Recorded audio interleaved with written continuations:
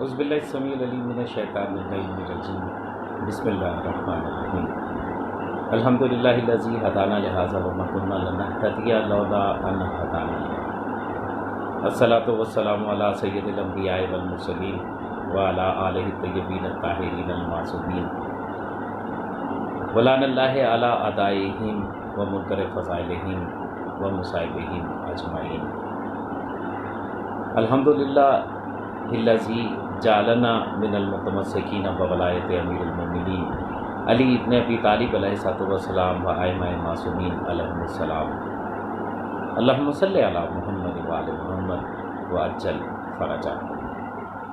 جی یہ سوال و جواب کا سیشن ہے، اور جو سوال آپ اس وقت کر رہے تھے جب میں اس کو ہندوستانی ملا کے بارے میں بات کر رہا تھا، تو آپ وہ باتیں اب کر سکتے ہیں، اب وہ سوال اب کر سکتے ہیں۔ اچھا ایک بات میں واضح کروں، جو کہ کمنٹ پڑھنے کے بعد مجھے احساس ہوا ہے کہ شاید تاثر یہ جا رہا ہے، میں نے جتنی بھی گفتگو اس ملا کے بارے میں کی ہے وہ صرف اور صرف اس ملا کے بارے میں ہے، ایک ہندوستانی RSS کے نمائندہ ملا کے بارے میں ہے۔ اس سے مراد قطعاً یہ نہیں ہے کہ ہندوستان میں بسنے والے تمام مومنین شیعہ حضرت کرار اثنا عشریہ امامیہ کا وہی عقیدہ قطعاً نہیں ہے۔ جیسے ہم مذمت کر رہے ہیں ویسے وہ ہندوستان میں بسنے والے شیعہ حضرت کرار اثنا عشریہ امامیہ بھی اس کی مذمت کرتے ہیں، یہ ان کا عقیدہ نہیں ہے، یہ کسی بھی صورت میں شیعہ حضرت کرار اثنا عشریہ امامیہ کا عقیدہ نہیں ہے۔ یہ ایک ایسے ملا کا عقیدہ تھا کہ جس کو RSS نے کچھ ہڈیاں پھینکیں اور وہ ان ہڈیوں کو چوس کر ان میں معتبر بننے کی کوشش کر رہا ہے، اس لیے وہ دعا مانگتے بھی پہلے ایشور کا نام لیتا ہے پھر اللہ کا نام لیتا ہے۔ تو یہ غلط فہمی بالکل نہیں ہونی چاہیے کہ میں نے ہندوستان میں بسنے والے شیعہ حیدر کرار اثنا عشریہ امامیہ کا تذکرہ کیا ہے، قطعاً نہیں کیا، نہ وہ ان کا نمائندہ ہے نہ وہ شیعوں کا نمائندہ ہے، بلکہ میں تو اسے مسلمان ماننے کو تیار نہیں ہوں۔ جو ایشور کا تذکرہ کرتا ہے اور جو جھوٹ بولتا ہے اس کا تعلق شیعہ تو بہت دور کی بات، وہ تو مسلمان بھی نہیں ہے، وہ ایک کنسیلمنٹ کے اندر موجود ہے، وہ کیموفلاج شدہ ایک شخص ہے کہ جس کو ابا کبا اور امامے کے ساتھ جو ہے وہ کھڑا کر کے اور اس سے اپنی مرضی کے بیانات دلوائے گئے ہیں۔ میں اس کو مسلمان ماننے کو، مسلمان کبھی بھی حق کا ساتھ نہیں چھوڑتا۔ اگر وہ انسان کا بچہ ہوتا، اگر وہ مسلمان ہوتا تو وہ ہر صورت میں یہ مانتا، یہ کہتا کہ کشمیر میں ظلم ہو رہا، اس بے غیرت کو شرم نہیں آئی کہ اس نے یہ نہیں کہا کہ کشمیر میں ہندوستانی فوج مسلمان عورتوں کی جو عصمت دری کر رہی ہے، مسلمان بچوں کو پیلٹ گن کے ذریعے فائر کر کے ان کو اندھا کیا جا رہا ہے، نوجوانوں کو اغوا کر کے ان کو قتل کر کے ان کو غائب کیا جا رہا ہے، وہاں پہ لاپتہ افراد جو ہیں ان کی تعداد بے تحاشا ہے، وہ ان کی بات کرتا اگر یہ حق پرست ہوتا، اگر یہ حق پہ بات کرنے والا ہوتا۔ بکی ہوئی زبانیں، خریدی ہوئی زبانوں کی باتیں معتبر نہیں ہوتی، لہٰذا یہ بات واضح ہے کہ وہ قطعاً ہندوستانی شیعہ حیدر کرار اثنا عشریہ امامیہ کا نمائندہ نہیں ہے، اور نہ ہی اس کا موقف شیعوں کا، بلکہ ہندوستان میں بسنے والے مومنین بھی اس سے ویسے ہی اظہار برات کر رہے ہیں جیسے کہ ہم کر رہے ہیں۔ ٹھیک ہے جی، یہ بات بالکل میں پہلے واضح کر دوں اس بات کو، تاکہ کسی قسم کی کوئی غلط فہمی کسی کے دماغ میں نہ رہے۔ جی عرفان طارق سوال کیجئے، کیا کرنا چاہتے ہیں؟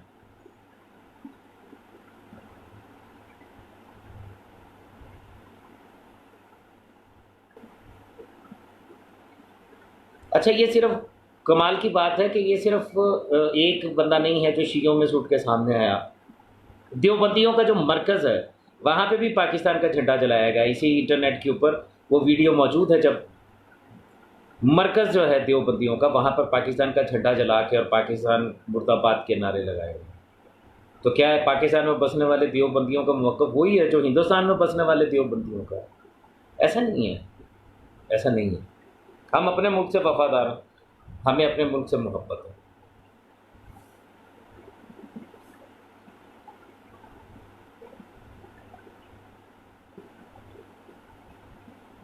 علی عمار اپنا کلمہ بھی درست کیا، بیٹے میرے کلمے سے زیادہ فکر کر اپنے معذور امام کی ولایت ثابت کرنے کی، اپنی ولایت فقیہ کو ثابت کرنے کی کوشش کر، میرے کلمے کی فکر نہ کر۔ مجھے کلمہ تجھے نہیں سنانا، میرا کلمہ جانے، میری عبادت جانے، میرا عقیدہ جانے، میرا ایمان جانے، میرا مولا جانے، قبر میں، میری قبر میں میں نے جواب دینا ہے، نہ تو نے دینا، نہ تیرے ولی الامر خامنہئی نے آ کے وہاں پہ دینا ہے۔ تیری قبر میں شاید وہ ضرور آئے گا، کیونکہ تیرا ایمان تو یہی ہے کہ تیری جگہ تیرا مجتہد جواب دے گا، لہٰذا فضول بات نہیں کر علی عمار، یہ وارننگ ہے، اس کے بعد اس سے اگلی بات بھی کر دوں گا، پھر تجھے بڑی تکلیف ہوگی۔ اچھا جی، عرفان طارق، جو مووی بنائی گئی ہے نبی پاک کی زوجہ کی گستاخی میں، اس پر مذمت کر کے لائیو ہو سکتے ہیں کیا آپ؟ بابا اس کے لیے علیحدہ لائیو ہونے کی ضرورت کیا؟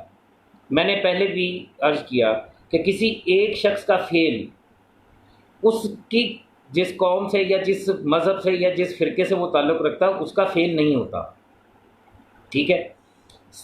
وہ پہلا حرام زادہ جس نے معاذ اللہ نقل کفر، کفر نہ باشد، اس نے وہ لکھی تھی رنگیلا رسول کتاب لکھی تھی، ہندو تھا نا وہ، اس نے اپنا جو جواز پیش کیا تھا، اس نے یہ جواز پیش کیا تھا کہ میں نے اپنے پاس سے تو کچھ لکھا ہی نہیں، جو کچھ مسلمانوں کی احادیث کی کتابوں میں ہے میں نے وہی لکھا ہے۔ اس نے بھی، یہ جو کوئی رضوی ہے، اس نے بھی یہی لکھا کہ میں نے جو کچھ یہ فلم میں بنا رہا ہوں یہ میں نے صحیح بخاری اور ترمذی سے لیا ہے، اور صحیح بخاری اور ترمذی کی احادیث میں جو باتیں موجود ہیں ان کو میں نے پکچرائز کر دیا، ٹھیک ہے؟ اس کے جواز میرے نزدیک، میں اپنی بات کر رہا ہوں، اور یقیناً میں سمجھتا ہوں کہ یہی موقف جو ہے تمام شیعہ نے حیدر قرار اسنا شریعہ امامیہ کا بھی ہوگا۔ دیکھیے، مذہبی اختلاف اپنی جگہ، شخصیات سے اختلاف ہو سکتا ہے، ہم پر واجب ہے توحید، ہم پر واجب ہے رسالت، بحیثیت شیعہ ہم پر واجب ہے امامت، ان کے اندر ہم کسی قسم کا کوئی اختلاف برداشت نہیں کرتے، اور ان سے اختلاف کو ہم دین سے خروج کا سبب سمجھتے ہیں کہ انسان دین سے خارج ہو جاتا ہے۔ اس کے علاوہ اسلام کی جتنی بھی شخصیات ہیں، چاہے وہ صحابہ کرام ہیں، چاہے ازواج مطہرات ہیں، چاہے وہ کوئی بھی ہیں، ان سے اختلاف ہونا یہ دین کی شرط نہیں ہے، یہ مذہب تشیع کا عقیدہ ہمیشہ سے رہا ہے، اور ساری دنیا جانتی ہے، آپ لاکھ ہاتھ جو مرضی دعوے کرتے پھرے اور جو مرضی کنسیلمنٹ کرتے رہے، اس کے باوجود ساری دنیا جانتی ہے کہ ہم کچھ شخصیات کو جو اسلام میں بڑی معتبر شخصیات ہیں دیگر مسالک کے لیے، ہم کچھ واقعات کی بنیاد پر اور تاریخی حقائق کی بنیاد پر ہم انہیں تسلیم نہیں کرتے، اور یہ بات کو اہل سنت کے جید علماء متقدمین سے لے کے آج تک کے علماء کہتے ہیں کہ یقیناً ان سے اختلاف رکھنا دین سے خروج کا باعث نہیں ہے، دین سے خارج نہیں ہوتا، ٹھیک ہے؟ اختلاف ہونا اپنی جگہ پہ ہے، لیکن یہ کہنا کہ آپ کسی شخص کے جو ہے وہ کردار کشی کرنا یا اس کو دنیا میں تماشا بنا دے، اسلام کو نقصان پہنچائیں، اس طرح کی فلم بنا کر ایک تشخص کا ستیہ ناز کریں، اس کی اجازت کسی کو نہیں دی جا سکتی، اس کی قطعاً حمایت نہیں کی جا سکتی، بالکل بھی قطعاً حمایت نہیں۔ جس کو پڑھنے کا شوق ہے وہ کتابوں میں پڑھ لے کیا لکھا ہوا ہے کیا نہیں لکھا ہوا، لیکن آپ اس کو پکچرائز کر کے، اور جو مجھے بتایا گیا ہے کہ اس کے اندر کیا کیا کچھ ہے، اس کو مد نظر رکھتے ہوئے جس طریقے سے اس کو پکچرائز کیا جا رہا ہے، وہ تو صریحاً توہین ہے، اس کی قطعاً کسی قسم کی کوئی اجازت نہیں دی جا سکتی، نہ اس کی حمایت کی جا سکتی۔ اس کی بھی ویسی ہی مذمت ہے جیسے اس ملا کی مذمت میں نے کی ابھی تھوڑی دیر پہلے، وہ جو RSS کے جلسے سے خطاب کر رہا ہے، اس میں اور اس فلم بنانے والے میں کوئی فرق نہیں ہے ہمارے نزدیک، نہ ہم اس کی حمایت کرتے ہیں، اس کو کسی قسم کا کوئی تعلق واسطہ نہیں ہے۔ ہاں جی، اور کوئی؟ علماء سو ہی ہوں گے جو امام علیہ السلام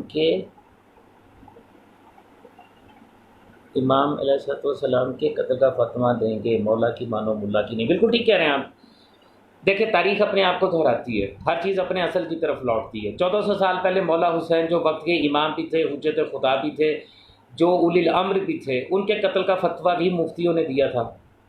آج جب میرے وقت کا امام آئے گا تو آج بھی وہی تاریخ دہرائی جائے گی، اسی اولی الامر کے مقابلے پر وہی مفتیان دین، جن کے بارے میں بہار الانوار کی جلد نمبر 11 اور 12 اردو ترجمہ موجود ہے، آپ پڑھ سکتے ہیں، اسے لے کے اکمال الدین، غیبت نعمانیہ، ہر کتاب میں یہ لکھا ہوا ہے، یہاں تک کہ 14 ستارے ایک عام سی کتاب ہے جو ہر شخص پڑھ سکتا ہے، اس میں بھی قیامت کی نشانیوں میں اور سرکار کے ظہور کی نشانیوں میں لکھا ہوا ہے کہ جب امام زمانہ تشریف لے کے آئیں گے تو وہ علماء جن کی تقلید کی جا رہی ہوگی، وہ مجتہد جن کی تقلید کی جا رہی ہوگی، وہ کہیں گے جب نا فاطمۃ الزہرا آپ کیوں آ گئے، ہم تو سارا کام ہم ٹھیک طریقے سے چلا رہے تھے، ہمیں آپ کی حاجت نہیں، آپ جہاں سے آئے ہیں وہاں واپس چلے جائیں۔ تو وہ چیز تو ہونی ہے، تاریخ تو دہرائی جانی ہے۔ 1400 سال پہلے بھی معصوم کے مقابلے میں مرجعیت آئی تھی اور مقلد آئے تھے۔ کربلا میں بھی 18,000 مفتیوں کے 9 لاکھ مقلد تھے آخری امام کے زمانے میں، جب وہ تشریف لائیں گے تو ان کے مقابلے کے اوپر بھی اب تو ہزاروں مجتہدین ہوں گے اور کروڑوں مقلد ہوں گے جو ان کے مقابلے پہ آئیں گے۔ آپ کسی عام سی کتاب میں دکھائیے، ثابت کیجئے کہ پاکستان سے، ہندوستان سے یا کسی دوسرے ملک میں امام زمانہ علیہ الصلوۃ والسلام کی جنگ ہوگی ان مجتہدوں کے ساتھ، اور پھر ان کو قتل کرنے سے نہر جو ہے وہ جاری ہو جائے گی، ان کے خون سے نہر جاری ہو جائے گی۔ صرف ایک علاقے کا نام ملتا اور اس علاقے کا نام ہے کم۔ کم کی جو نہر ہے وہ 2 مرتبہ ان مجتہدین کے خون سے بھری جائے گی۔ مخالفت تو یہی لوگ کریں گے۔ تو اب یہ میں نے تو نہیں لکھا ہوا، یہ تو 1400 سال سے لکھا ہوا چلا آ رہا ہے، کتابوں میں لکھا آ رہا ہے، یا تو کہ میں اپنے پاس سے کوئی بات بنا کے بیان کر دیجیے۔ تو تاریخ اپنے آپ کو دہراتی رہی ہے، دہراتی رہی ہے گی، انشاءاللہ تعالیٰ ایسا ہی ہوگا۔ اور یہ سوچنا چاہیے ان لوگوں کو جو آج صرف شخصیت پرستی میں، لباس پرستی میں ان کو اپنا سب کچھ مان بیٹھے ہیں، اگر ان کا مجتہد کل امام زمانہ کے ہاتھوں قتل ہو گیا تو ان کا کیا بنے گا؟ ان کو سوچنا چاہیے، کیونکہ یہ بات تو طے ہے، ذوالفقار چلنی تو ہے انشاءاللہ تعالیٰ۔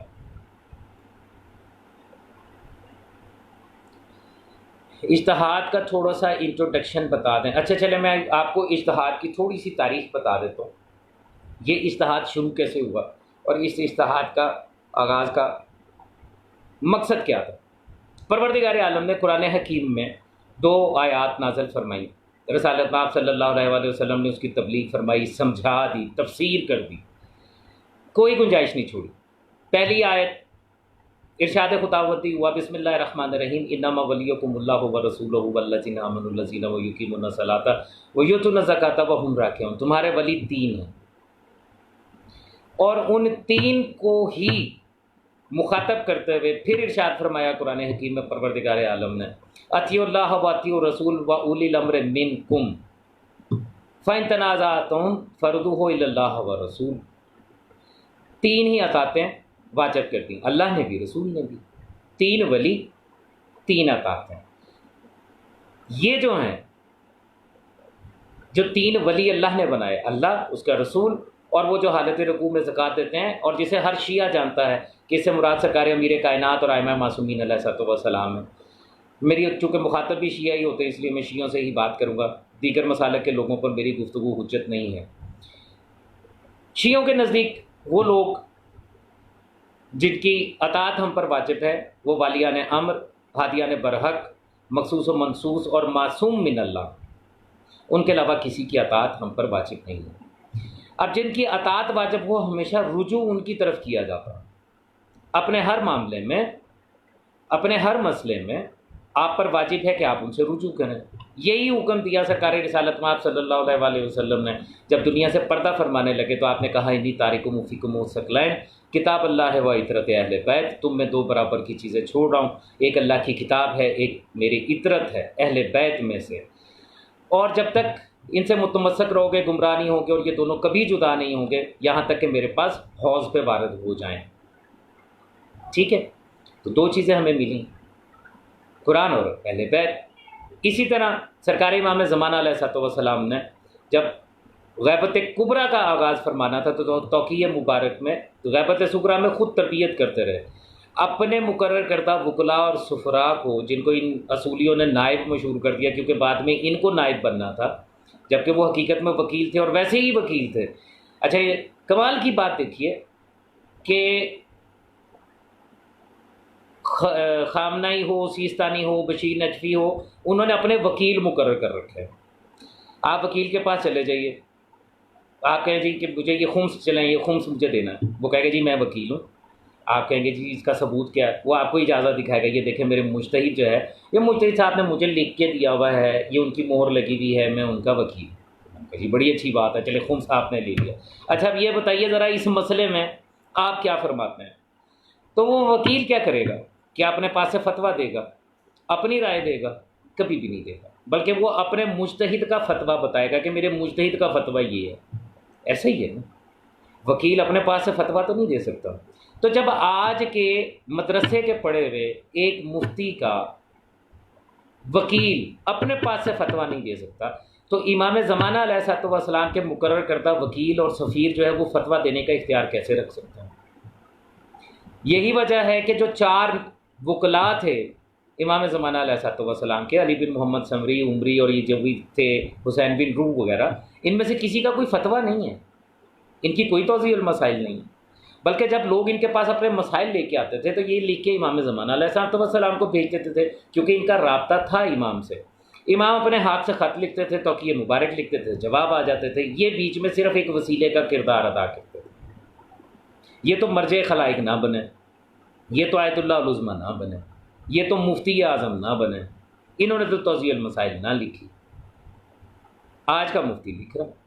اور جب آج کا ایک عام مفتی، ایک عام مجتہد کا وکیل اپنے پاس سے فتویٰ نہیں دے سکتا، تو امام زمانہ علیہ الصلوۃ والسلام جو ہے ان کا نائب مقرر کر کے اور پھر اسے کہنا کہ جی وہ نائب تھا اور یہ تھا، پھر اسے فتوے بھی نہیں ملے، تو یہ جھوٹ کا کوئی سر پیر نہیں ہوتا۔ بہرحال یہ تو ہو گیا کہ جو ہمیں معصوم نے حکم دیا، رسول نے کہا کتاب اور اہل بیت، امام زمانہ علیہ الصلوۃ والسلام نے اس حدیث کی سند کے علاوہ بات کروں، میں سند پہ ابھی بھی بحث نہیں کر رہا تھا کہ سند کے حساب سے وہ ضعیف حدیث ہے، آپ کے سیستانی کے فتوے کے مطابق وہ ضعیف حدیث ہے، لیکن اس کے باوجود میں سند پہ بحث نہیں کر رہا۔ رسول پاک نے دنیا سے پردہ فرما لیا، سرکار امیر کائنات میں کے گلے میں رسی ڈال کے کھینچ لی گئی، دربار میں لے آیا گیا، مخدومہ کائنات صلوات اللہ علیہ کا مقدمہ خارج کر دیا گیا، جھٹلا دیا گیا۔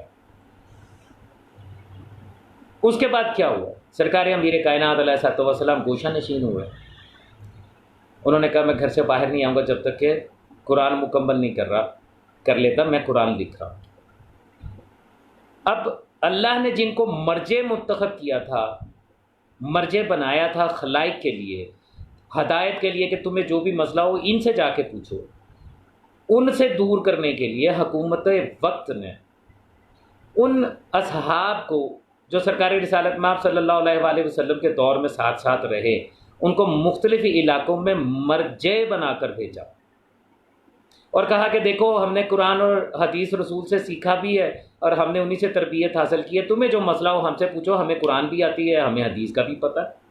اور وہ مرجع خلائق بن کے معصوم کے مقابلے میں لوگوں کے سامنے گئے۔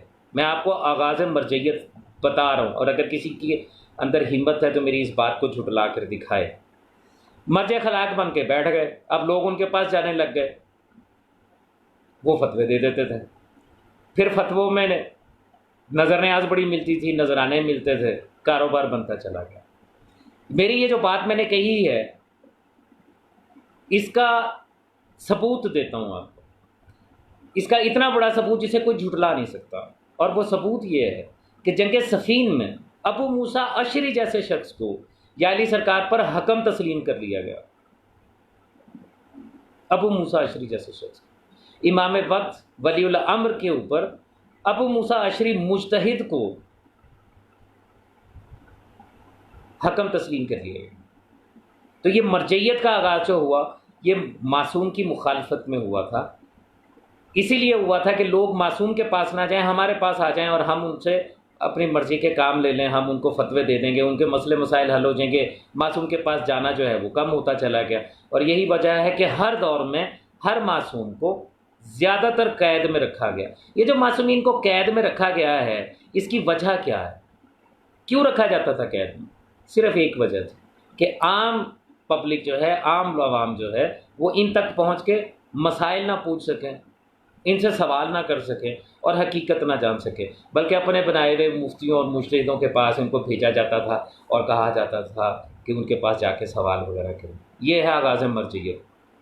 آج بھی جتنے بڑے ظالم ابتدائی اسلام میں حکمران گزرے ہیں ان کی بڑی سے بڑی گناہ کو یہ کہہ کے بات ختم کر دی جاتی ہے ہاں ان سے اجتہادی غلطی ہوئی تھی۔ کہا جاتا ہے کہ نہیں کہا جاتا؟ سرکار امیر کائنات فرماتے ہیں کسی شے کا انجام دیکھنا ہو تو اس کا آغاز دیکھو، تمہیں انجام کی سمجھ آ جائے گی۔ مرجعیت اور اجتہاد کا آغاز میں نے آپ کو دکھا دیا، تاریخ کے حوالوں سے ثابت ہے، جھٹلا سکتے ہیں تو دلیل کے ساتھ ثابت کر دیں کہ میں نے بات غلط کہی۔ آغاز آپ نے دیکھ لیا، انجام یقیناً آپ کی سمجھ میں آ گیا ہوگا۔ اگر اس سے بھی پہلے اگر آغاز پہ جانا چاہیں تو کائنات کا پہلا مجتہد عزازیل تھا جو ابلیس لعین بن کے نکلا۔ عزازیل نے دو کام کیے، ایک اس کو خواہش تھی کہ زمین پر اللہ کا خلیفہ بنے آدم کے مقابلے میں، اور اس کی وجہ سے اس نے جو کام کیا وہ تھا اجتہاد کہ میں اس سے افضل ہوں۔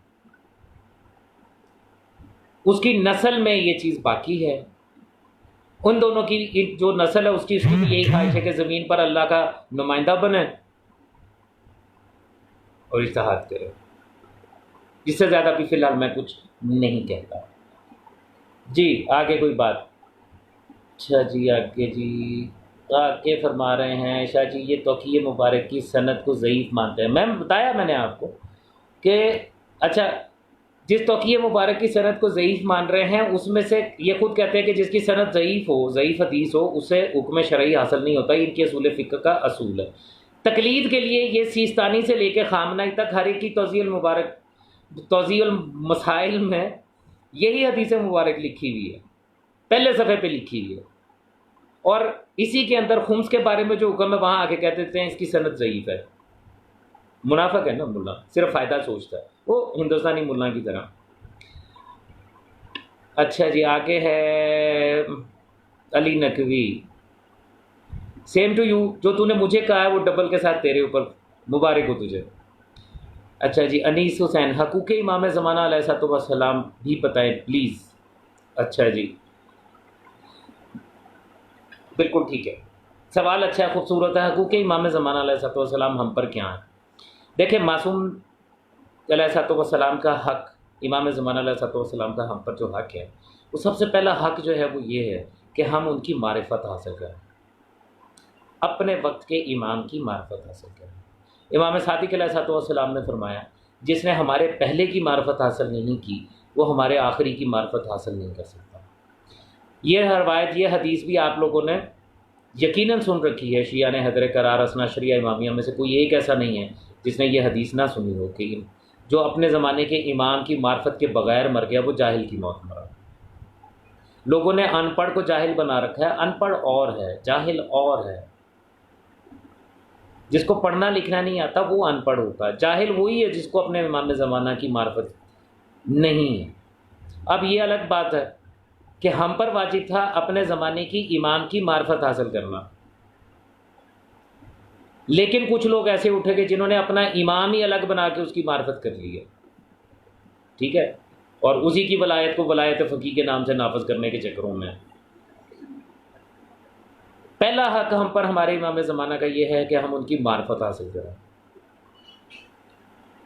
دوسرا حق ہم پر کیا ہے؟ دوسرا ہم پر حق یہ ہے کہ ہم ان کا انتظار کریں، ہم منتظرین میں رہیں۔ قرآن نے کہا، اللہ نے یہ کہا کہ اے حبیب ان سے یہ کہو فانتظروا انی معکم من المنتظرین، اے حبیب ان سے یہ کہو کہ تم بھی انتظار کرو، میں بھی انتظار کر رہا ہوں تمہارے ساتھ۔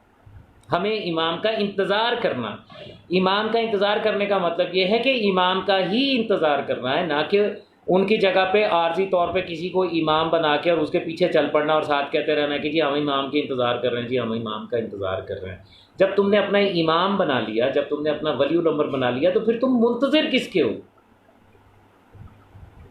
جب تم کسی کے کہنے پہ چل پڑے، کسی کے فتوے کے اوپر کام کر رہے ہو، اسی پہ عمل کر رہے ہو، اس کی، اور میں یہ پہلے بھی کئی مرتبہ کر چکا ہوں بیان، اصول کافی کی جلد نمبر 1 کتاب عقل و جہل باب تقلید، پہلی حدیث میں سرکاری امام صادق علیہ الصلوۃ والسلام نے تقلید کے حوالے سے گفتگو فرمائی ہوئی۔ آپ جس کی تقلید کرتے ہیں اس کی عبادت کرتے ہیں، یہ امام صادق علیہ الصلوۃ والسلام فرماتے ہیں۔ اگر آپ باب تقلید میں چلے جائیں، اصول کافی اردو میں موجود ہے، آپ اٹھا کے پڑھ لیں، ضروری نہیں ہے کہ اگر عربی نہیں آتی تو آپ پڑھ نہیں سکتے، اردو میں بھی موجود ہے۔ اس میں پوچھا گیا ایک آیت کے بارے میں، اتخذوا احبارهم ورهبانهم اربابا، نصرانیوں نے اپنے علماء کو اور اپنے صوفیوں کو اپنا رب بنا لیا تھا۔ امام صادق سے پوچھا گیا اس سے کیا مراد ہے؟ کہا کہ وہ علماء اور وہ جو صوفی تھے وہ ان سے اپنے سجدے نہیں کرواتے تھے، رکوع نہیں کرواتے تھے، بلکہ اس سے مراد یہ ہے کہ انہوں نے اللہ کے حلال کو حرام، حرام کو حلال کر دیا، لوگوں نے ان کی تقلید کی، اس طرح انہوں نے اس کی عبادت کی۔ تو یہ لوگ اپنا امام بنا کے اس کی عبادت کرنے میں لگ گئے، پھر یہ منتظرین امام کہاں رہے؟ منتظر امام کا مطلب یہ ہے کہ امام کا منتظر رہے، اپنے وقت کے امام کا منتظر رہے، دنیا کا کوئی کام کر رہا ہو، قلب سے آواز نکلتی رہے، اللہ چل یا امام المنتظر، سرکار تشریف لائیے، میں آپ کا منتظر ہوں۔ یہاں تک حدیث ہے کہ اس طرح سے انتظار کرو کہ جیسے ایک بوڑھی ماں کا جوان بیٹا کہیں گم ہو جائے اور وہ جب تک گھر واپس نہ آئے وہ انتظار میں رہتی ہے، اس طریقے سے انتظار کرو۔ تو امام کا انتظار کرنا ہم پر دوسرا فرض ہے۔ تیسرے نمبر پہ آ جاتا ہے نصرت امام۔ نصرت امام واجب اور اوجب تر ہے، آپ کو اپنے امام زمانہ کی نصرت کرنی ہے۔ اب وہ نصرت کیا ہے؟ کیا تلوار اٹھا کے میدان میں نکل جائیں، لوگوں کو قتل کرنا شروع کرنا؟ نہیں، یہ نصرت نہیں ہے۔ کیا حکومت بنا کے بیٹھ جائیں کہ جی ہم حکومت بنا لیتے ہیں، پھر امام آئیں گے اور ان کو ہم ان کے حوالے حکومت کر دیں گے؟ یعنی تم لوگوں نے یہ فرض کر لیا کہ امام کے پاس یہ صلاحیت نہیں ہے، جس کے بارے میں قرآن میں بھی موجود ہے، آیتیں بھی بتا رہی ہیں کہ جب وہ آئیں گے تو اس زمین پر سوائے اللہ کی حکومت کے کسی کی حکومت نہیں ہوگی۔ جو سفیانی کے لشکر سے لے کے دجال اور دجال سے لے کے شیطان تک کو ذبح کر کے رکھ دیں گے، ختم کر دیں گے، ان کے لیے حکومت تم تیار کرو گے۔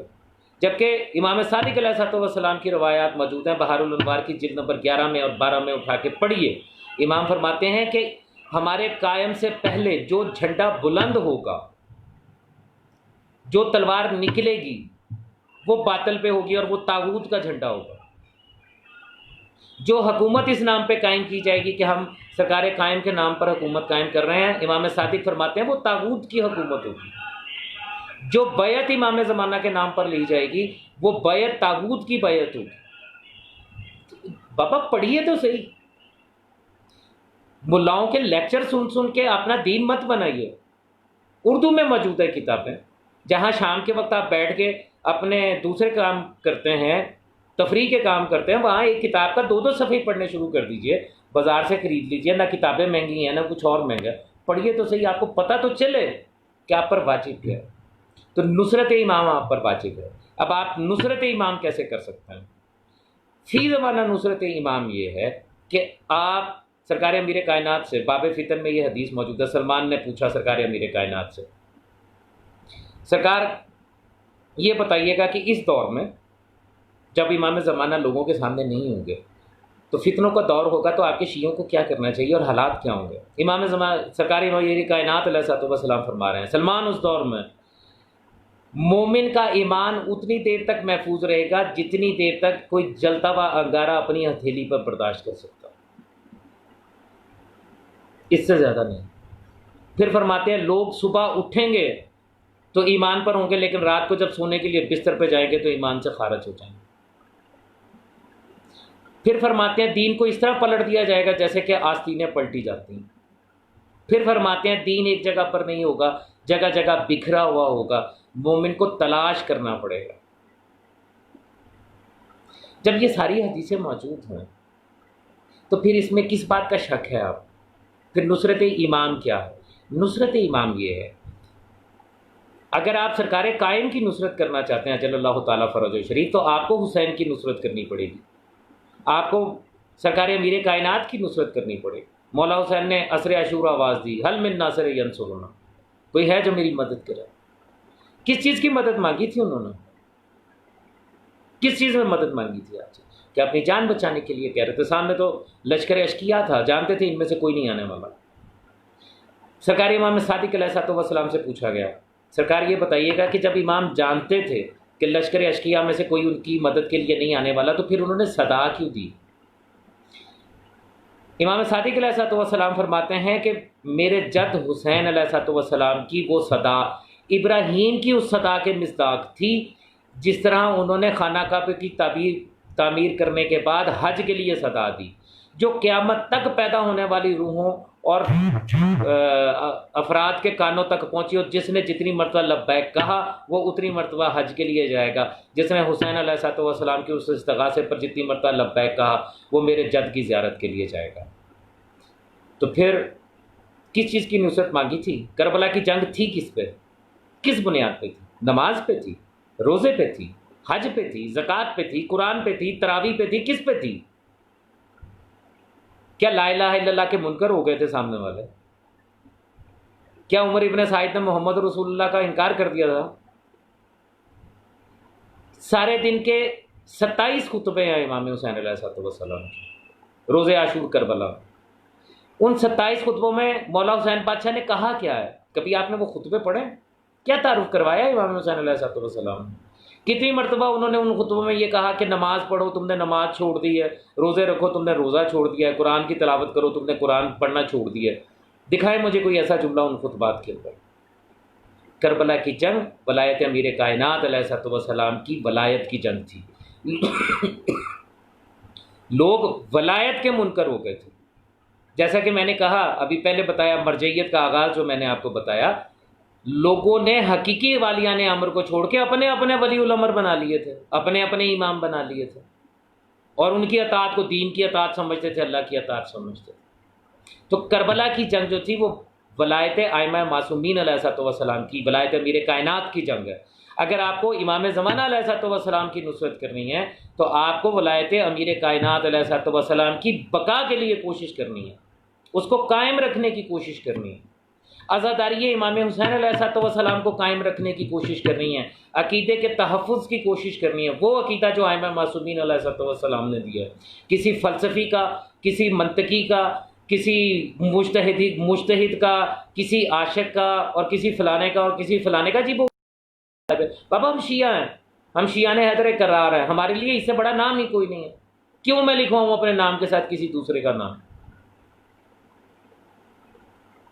ہم اس کی بقا کی جنگ لڑیں گے جو کربلا میں مولا حسین علیہ السلام نے لڑی، اور وہ ولایت امیر کائنات کی جنگ، ورنہ اذانیں لشکر یزید میں بھی تھیں، نمازیں تو وہاں پہ بھی تھیں، یہاں تک تھیں کہ اس بدبخت نے یہ کہا تھا کہ جلدی کرو قتل حسین کو، نماز کا وقت نکلا جا رہا ہے۔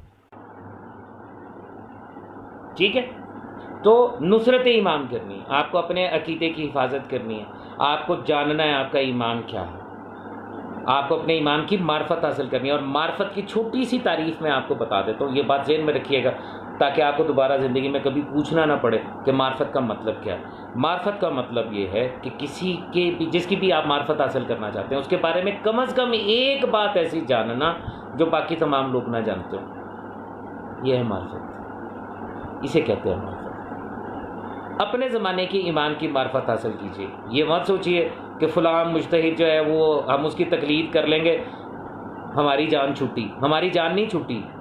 آپ کو اپنے زمانے کے امام کی معرفت حاصل کرنی ہے، ورنہ جاہل کی موت مریں گے آپ، بلکہ ایک حدیث میں تو کفر کی موت بھی ہے۔ ٹھیک ہے جی، یہ ابھی 3 بنیادی نکتے، اگر آپ یہ 3 ہی کر لیتے ہیں نا ہم پر جو واجب ہیں اپنے امام زمانہ کے لیے، تو میرا خیال ہے کہ باقی ساری چیزیں آہستہ آہستہ آپ کو خود ہی سمجھ میں آ جائیں گی کہ آپ کو کیا کرنا ہے۔ تو یہ کوئی بات ہے، 1-2 ٹکے کا مولوی اٹھتا ہے اور معصومین کی شان میں گستاخی شروع کر دیتا ہے، کوئی کہتا ہے معصوم نہیں ہے، کوئی کہتا ہے سپورٹس مین تھے، کوئی کہتا ہے اس کو جنت میں بھیج دیں گے اور ادھر جہنم میں بھیج دیں گے، لعنت اللہ علیہ انسانوں کے اوپر، انہی کے خلاف تو ہم لوگ اٹھ کے کھڑے ہیں۔ اچھا جی، شاہ جی یہ جاہل آج کل ایک اور پروپیگنڈا کر رہے ہیں کہ دیکھو سیستانی کے فتوے نے بغداد اور پورے عراق کو فسادات سے، بھائی بڑی اچھی بات ہے اگر سیستانی کے فتوے سے ایسا ہوا ہے، اللہ تعالیٰ اس کو جزا دے، اگر سیستانی کے فتوے سے ایسا ہوا ہے تو اللہ اس کو جزا دے، لیکن اس کا مطلب یہ کہاں ہو گیا کہ اس کے فتوے سے اگر وہاں پہ فساد ختم ہو گئے ہیں تو اس کا مطلب ہے کہ سیستانی کو آپ جو ہے وہ امام تسلیم کر لیں، اس کو حجت خدا مان لیں، اس کو آیت اللہ العظمیٰ مان لیں، اس کو امام مان لیں، اس کو ولی الامر مان لیں، یہ کہاں سے ثابت ہو گیا؟ ہر ملک کے مختلف لوگوں کے مختلف اثر ہوتے ہیں، عراق میں سیستانی کا اثر ہے، اس نے بڑا اچھا کیا۔ ایران میں ابھی پچھلے دنوں جب وہ احتجاج شروع ہوا تھا مہنگائی کے خلاف، جب ایران نے اپنے پورا انٹرنیٹ وغیرہ سب کچھ بند کر دیا تھا، صرف اس کا سرکاری میڈیا چل رہا تھا، اس وقت جو ویڈیوز ایران سے آ رہی تھی اور جب وہاں پہ نعرے لگ رہے تھے کلّا کلّا یا فرعون، اور جب یہ نعرہ لگ رہا تھا خامنائی حیاکن کشور رہاکن، اور جب احمدی نژاد یہ بیان دے رہا تھا کہ خامنائی جو ہے وہ 1 ارب 96 کروڑ ڈالر جو ہے وہ غصب کر کے اور وہ کھا گیا ہے اور اس نے یہ کر دیا ہے، تو اس وقت وہاں پہ انہوں نے سارا کچھ بند کر کے کنٹرول کیا۔ تو کیا اس کا مطلب یہ ہے کہ اس کو امام مان لیں، اس کو ولی الامر مان لیں؟ نہ، کسی نے اچھا کام کیا ہے اس کی تعریف ہے، اچھی بات ہے، اگر سیستانی کے فتوے سے ایسا ہوا تو بڑی اچھی بات ہے، اللہ کرے کہ وہ باقی کے معاملات میں بھی ایسا کرے، ایسے فتوے ہی نہ دے۔ اب وہی سیستانی ایک طرف فتویٰ دیتا ہے، اس کی تزیل مسائل میں موجود ہے کہ جو لوگ قمیض اتار کے ماتم کرتے ہیں تو ایسی جگہ پہ خواتین کو نہیں جانا چاہیے کہ خواہشات نفسانی نہ پیدا ہوں اور یہ نہ ہو اور وہ نہ ہو۔ اور اسی توضیح المسائل میں ایک شخص اس سے سوال کر رہا ہے کہ میں غیر ملک میں رہتا ہوں، وہاں پہ جب میں ساحل سمندر پہ جاتا ہوں تو غیر مسلم عورتیں بالخصوص جو ہیں وہ ننگی وہاں پہ لیٹی بھی ہوتی ہو، تو ان کو دیکھنے سے مجھے کوئی گناہ تو نہیں ہوگا؟ تو وہ آگے سے جواب میں یہ لکھ رہا ہے، فتویٰ یہ دے رہا ہے سیستانی کہ اگر ان کو دیکھ کے شہوانی خواہش پیدا نہیں ہوتی تو کوئی حرج نہیں، یعنی جہاں ننگی لیٹی ہوئی ہیں وہاں پہ اگر خواہش پیدا نہیں ہوتی تو کوئی حرج نہیں۔ اور جلوس حسین میں جہاں سارے ماتم کر رہے ہیں، گریا کر رہے ہیں، ہمارے ہاں تو ماتم میں نوحہ پڑھتے ہوئے گریا ہوتا ہے، اور ہماری مائیں بہنیں جو ہے وہ اس جلوس میں دائیں بائیں کھڑی ہو کر وہاں پہ پرسہ دے رہی ہوتی ہیں، وہاں پہ وہ کہہ رہا ہے کہ یہ جائز نہیں ہے۔ تو اس طرح کے فتوے دے کے تو پھر میں اب کیا کہوں، پھر آپ لوگ کہو گے کہ پوسٹ مارٹم شروع کر دیتا ہے، تو ان کی حرکتیں ہی ایسے ہیں، میں کیا کروں۔ اچھا جی، وہ کہتے ہیں چلے ہم مانتے ہیں کہ آیات اور قرآن معصومین ہوں، جوابات صرف ان 25 سوال، اچھا یہ جو 25 سوالات کا آپ تذکرہ کر رہے ہیں یہ آج کے نہیں ہیں، یہ تقریباً سال 1.5 سے چل رہا ہے۔ اس میں جو چیز اصل میں ملا منافق ہے نا، مکار ہے، مکار۔ سوال کیا گیا نجاسات کتنی ہیں، قول معصوم سے ثابت کریں۔ اچھا اگر قول معصوم سے میں لکھنا شروع کروں گا نا اس کو، تو ایک جو ہے وہ کم از کم 20 سے 25 صفحوں کی ایک کتاب تیار ہوگی۔ اسی طریقے سے باقی کے جو سوال ہیں ان کا کتاب تیار ہو جائے گی۔ اب سوال یہ پیدا ہوتا ہے کہ یہ جو انہوں نے نجاسات مقرر کر رکھی ہیں یا کیا، آپ ملا یاسر الفقی اٹھا کے پڑھ لیجئے، التہذیب پڑھ لیجئے، الاستبصار پڑھ لیجئے، اصول کافی پڑھ لیجئے، تمام کے سوالوں کے جوابات اس کے اندر موجود ہیں، 5ویں کو کتاب پڑھنے کی ضرورت ہی نہیں ہے۔ اچھا جی آگے کیا ہے؟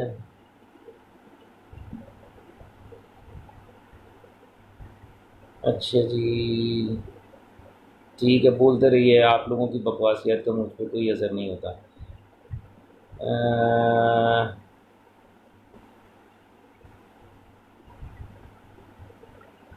بس یعنی ابھی اور کوئی سوال نہیں ہے، چلے ٹھیک ہے، آپ ابھی تک کے لیے اتنا ہی، پھر انشاءاللہ زندگی رہی تو پھر آپ سے گفتگو رہے گی۔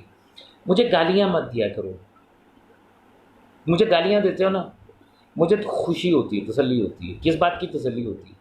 اس بات کی تسلی ہوتی ہے کہ جب تم گالیاں دیتے ہو نا تو تمہارا اندر تو باہر نکلتا ہی نکلتا، لیکن مجھے یہ پتہ چلتا ہے کہ میں چونکہ بات مولا کی کرتا ہوں، اور میں یہ کہتا ہوں کہ مولا کے مقابلے میں کسی کو مت لے کے آؤ، ولی الامر اور امام اور آیت اللہ العظمیٰ جو ہیں یہ صرف ہادیان برحق ہیں۔ ایک 2% کا مفتی جو ہے وہ آیت اللہ العظمیٰ نہیں ہو سکتا، اللہ کی سب سے بڑی آیت نہیں ہو سکتا، قرآن اس بات کی نفی کرتا ہے۔ اور پھر اگر یہ کہو کہ جی اللہ کی پیدا کی بھی ہر چیز آیت ہے، تو پھر ایک کتا بھی اللہ کی آیت ہے، اور اگر اس کتے کی طرح کی آیت تمہارا یہ ولی الامر ہے تو پھر اس میں اتنا کمال کیا ہے؟ پھر اس میں چھلانگیں کس بات کی مارتے ہو؟ جن کو اللہ نے قرآن میں آیت قرار دیا ہے، آیت اللہ العظمیٰ وہی ہے، کوئی مفتی آیت اللہ العظمیٰ نہیں ہو سکتا، مفتی مفتی ہی ہوتا ہے، اس کو مفتی کہو۔ ان ملاؤں کو ان کی اوقات پہ لے کے آؤ۔ آج سے 20-25 سال پہلے ہر مجلس پڑھنے والے کو، چاہے اس کے سر پہ جنا کیپ ہوتی تھی یا امامہ ہوتا تھا، اس کو ذاکر حسین کہتے تھے۔ جو لوگ پی ٹی وی کے دور کے ہیں، جن کی 25-30 سال پہلے جو لوگ پی ٹی وی دیکھا کرتے تھے، شب عاشور کی اور شام غریبہ کی جو مجالس آتی تھی اس پہ لکھا ہوتا تھا ذاکر حسین، اور اس زمانے میں جو مشہور پڑھنے والے تھے علامہ طالب چوری، پاکستان کی بات کرو، علامہ طالب چوری ہوتے تھے، یا وہ ہوا کرتے تھے کیا نام تھا، اللہ تعالیٰ ان کو غریق رحمت کرے، تھا کہ وہ بھی صاحب امامہ تھے، بہرحال بڑے مشہور تھے، تو ان کے ساتھ لکھا جاتا تھا ذاکر حسین۔ جب تک یہ لوگ ذاکر حسین رہے، یہ انسان کے بچے رہے۔ جب سے یہ حجت الاسلام والمسلمین، جب سے یہ آیت اللہ، پھر اس کے بعد آیت اللہ العظمیٰ، اور اس کے بعد پھر ولی الامر بنے، ان کا دماغ خراب ہو گیا مفتیوں کا۔ صدقہ زکوٰۃ چندہ خیرات پر پلنے والے کو تم لوگوں نے اپنا ولی الامر اور امام بنا لیا یار، تو خدا کا خوف کرو یار، مفتی کو مفتی رہنے دو، ان کو ان کے اوقات پہ واپس لاؤ، قسم خدا کی فساد ختم ہو جائے گا۔ آج تک دنیا کے ہر مذہب میں، دنیا کی ہر قوم میں جب بھی فساد ہوا ہے، اس ملا کی وجہ سے ہوا. ایک دوسرے کی ضد میں آگے بڑھنے کے چکر میں پٹھے سیدھے فتوے ٹھوک دیتے ہیں. علامہ اقبال نے کہا نہیں دین ملا فی سبیل اللہ فساد، غلط کہا کیا؟ صحیح کہا نہیں. تو ان کو ان کی اوقات پہ لے کے آؤ. جو معصوم ہے، جو معصوم کا حق ہے وہ معصوم کا حق ہے. مفتی اعظم کہہ لو، ولی الامر کیوں بنا رہے؟ ولایت فقیہ کہاں سے لے آئے؟ بھئی مانگ رہا ہوں، 1.5 سال سے مانگ رہا ہوں، بار بار پوچھتا ہوں ولایت فقیہ کی کوئی دلیل دے دو، کوئی قرآن سے ثابت تو کرو کہ ولایت فقیہ بھی ہے. 4 ولایتیں تو قرآن سے ثابت ہیں.